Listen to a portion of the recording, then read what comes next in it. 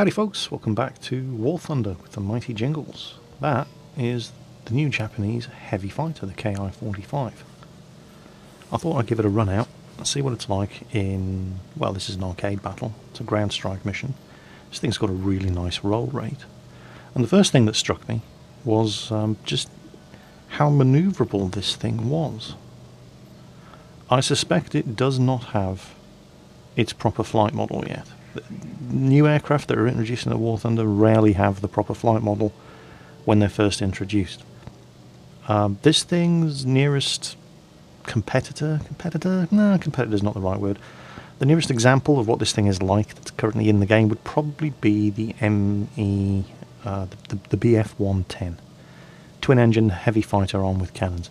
And while this thing is not as well armed as the Bf-110, I think this is an all-round better plane at the moment because it doesn't fly like a twin-engined heavy fighter. I've flown single-engined rank 4 fighters that don't fly the way this thing does.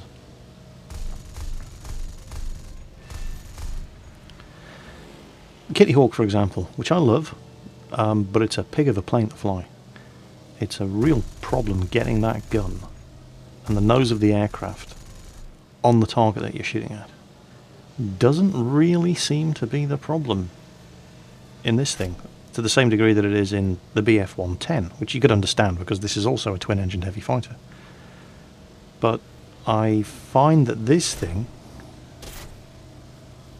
points the gun at the target and keeps it pointed where you want it to go better than an aircraft like the Kitty Hawk. Which leads me to suspect that this is not the finished flight model.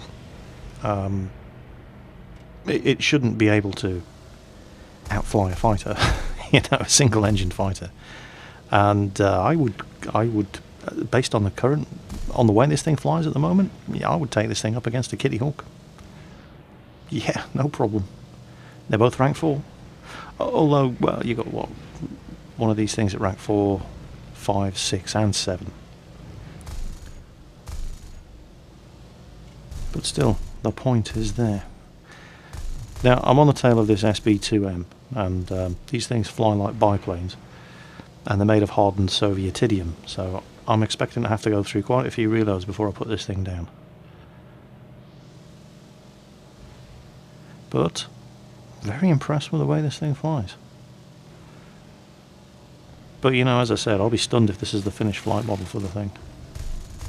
Because it outflies and outperforms single-engine fighters. It's fast. I mean, it's equivalent Spitfire speed. It's well armed, but it doesn't have a lot of ammunition for its guns. That's probably its Achilles heel.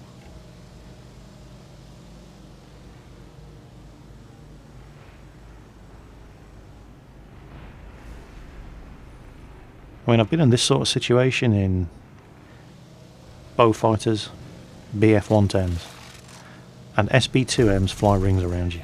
That is not the case with this thing.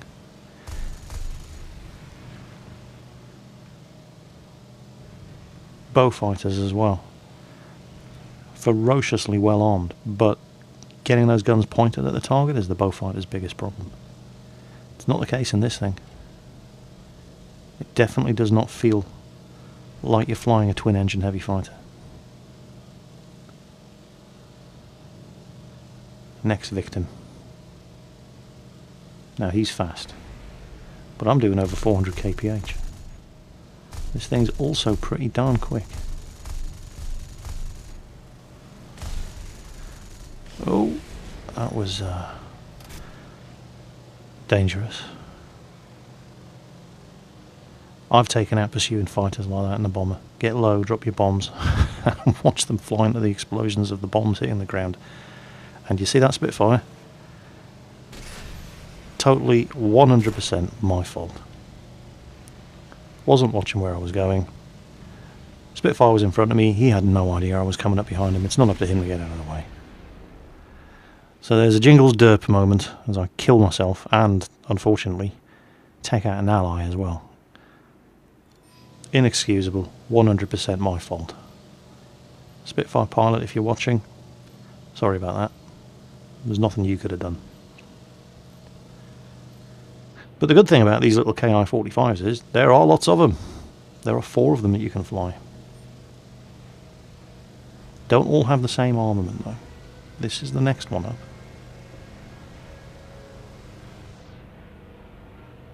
And while on paper the armament is very similar, it's the same mix of machine guns and cannons. The cannon on this one fires a lot faster.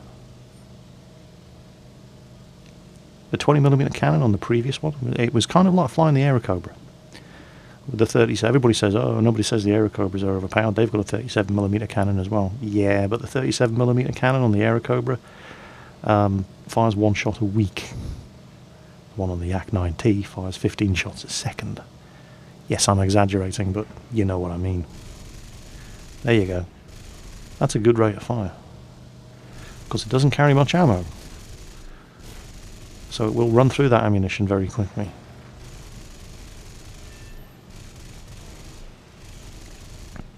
Oh, watch out. 2 Ki-45s. Fighting for the kill. Need to watch out, don't want to shoot this guy. And there's an assist. An assist will do. Who's next?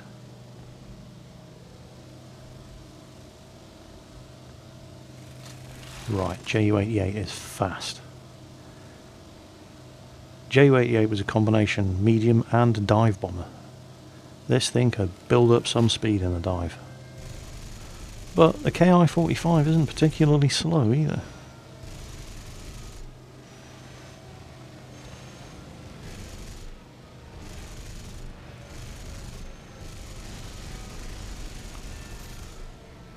Took out his tail. Another assist, unfortunately. I mean, the guy was in a shallow dive and I took out his elevator, so there was no way he was going to be able to pull up. He would have died. I would have got the kill, but yeah, there were at least 3 of us on him. So another assist will do. Oh, Sturmovik. Right. Oh, God. If you thought shooting SB-2Ms was hard work, Sturmoviks. But there's enough of us on him. Yep, he's gone down as well. Another assist. Who's next? And look at how I'm throwing this thing around. Does this thing really look like it's flying like any heavy fighter you know? Definitely not the finished damage model. Damage model? Definitely not the finished flight model. It can't be.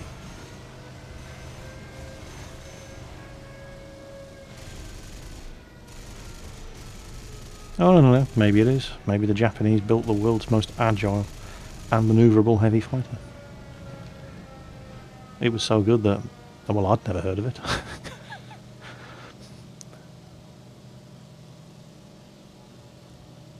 But then again, I've done it before.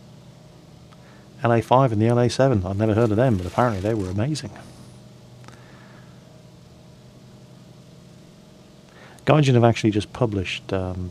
you've got to respect them for trying to be as transparent as possible to their players, because they've just published the data sheets of the Focke-Wulf 190 D13 and the LA-5 FN.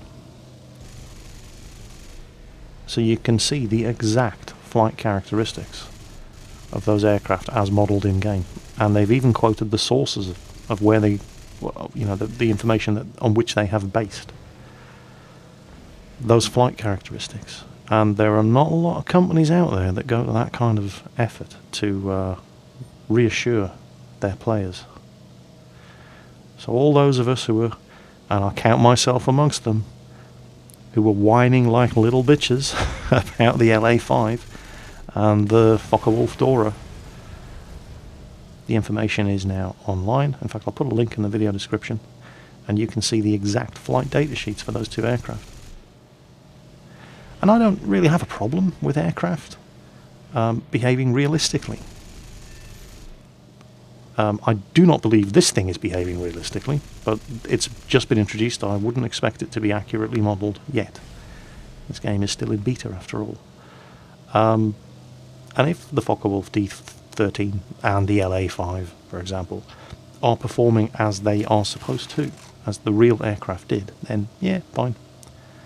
It then just becomes a question of what you're going to rank them against in order to provide a fair fight.